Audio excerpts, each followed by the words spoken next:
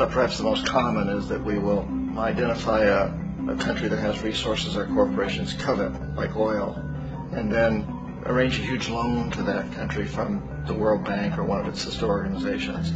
But the money never actually goes to the country. Instead, it goes to our big corporations to build infrastructure projects in that country, power plants, industrial parks, ports, things that benefit a few rich people in that country, in addition to our corporations, but really don't help the majority of the people at all. However, those people, the whole country is left holding a huge debt. It's such a big debt they can't repay it, and that's part of the plan, that they can't repay it. And so at some point, we economic hitmen go back to them and say, listen, you lost a lot of money, can't pay your debts, so sell your oil real cheap to our oil companies. Allow us to build a military base in your country, or send troops in support of ours to someplace in the world like Iraq, or vote with us on the next UN vote. To have their electric utility company privatized and their water and sewage system privatized and sold to U.S. corporations or other multinational corporations. So there's a whole mushrooming thing, and it's so typical of the way the IMF and the World Bank work, that you put a country in debt, and it's such a big debt it can't pay it, and then you offer to refinance that debt and pay even more interest. And you demand this quid pro quo, which you call a conditionality or good governance, which means basically that they've got to sell off their resources, including many of their social services, their utility companies, their school systems sometimes, their penal systems, their insurance systems, to foreign corporations. So it's a double, triple, quadruple whammy. Ecuador for many, many years has been ruled by pro-U.S. dictators, often relatively brutal. Then it was decided that they were going to have a truly democratic election. Jaime Roldos ran for office, and his main goal, he said, as president would be to make sure that Ecuador's resources were used to help the people. And he won, overwhelming, by more votes than anybody had ever won anything in Ecuador. And he began to implement these policies to make sure that the profits from oil went to help the people. Well, we didn't like that in the United States. I was sent down as one of several economic hitmen to change Roldos, to corrupt him, to bring him around, to let him know, okay, you can get very rich, you and your family, if you play our game, but if you continue to try to keep these policies you've promised, you're going to go. He wouldn't listen. He was assassinated. As soon as the plane crashed, the whole area was cordoned off.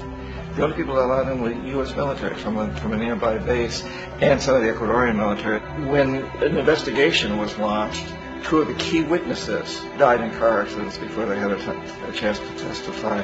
A lot of very, very strange things that went on around the assassination of Jaime Roldos. I, like most people who've really looked at this case, have absolutely no doubt that it was an assassination. And of course, in my position as an economic hitman, I was always expecting something to happen to Jaime, whether it be a coup or assassination, I wasn't sure, but that he would be taken down because he was not being corrupted. He would not allow himself to be corrupted the way we wanted to corrupt him. And in that way, we've really created an empire, but we've done it very, very subtly. It's clandestine. All the empires of the past were built on the military, and everybody knew they were building them. So the British knew they were building them, the French, the Germans, the Romans, the Greeks. And they were proud of it, and they always had some excuse, like spreading civilization, spreading some religion, something like that. But they knew they were doing it. We don't. The majority of the people in the United States have no idea that we're living off the benefits of a clandestine empire, that today there's more slavery in the world than ever before. And in a way, our government is invisible a lot of the time, and its policies are carried out by our corporations on one level or another. And then again, the policies of the government are basically forged by the corporatocracy and then presented to the government. They become government policies. So it's an incredibly cozy relationship. This isn't a conspiracy theory type of thing. These people don't have to get together and plot to do things. They all basically work under one primary assumption, and that is that they must maximize profits regardless of the social and environmental costs.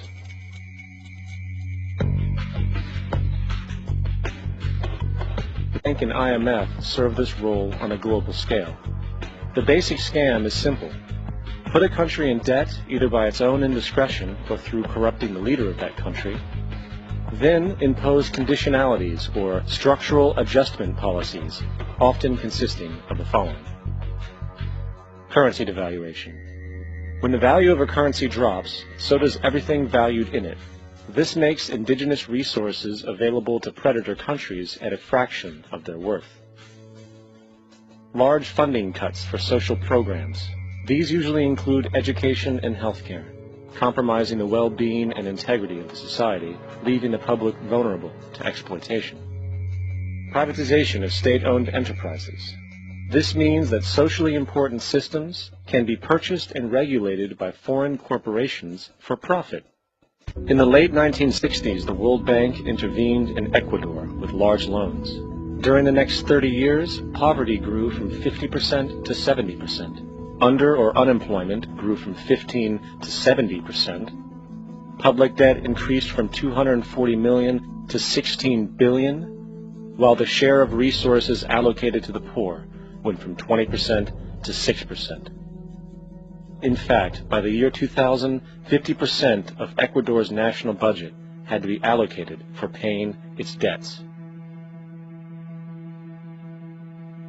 It is important to understand the World Bank is, in fact, a U.S. bank, supporting U.S. interests. But the United States holds veto power over decisions, as it is the largest provider of capital. And where did it get this money?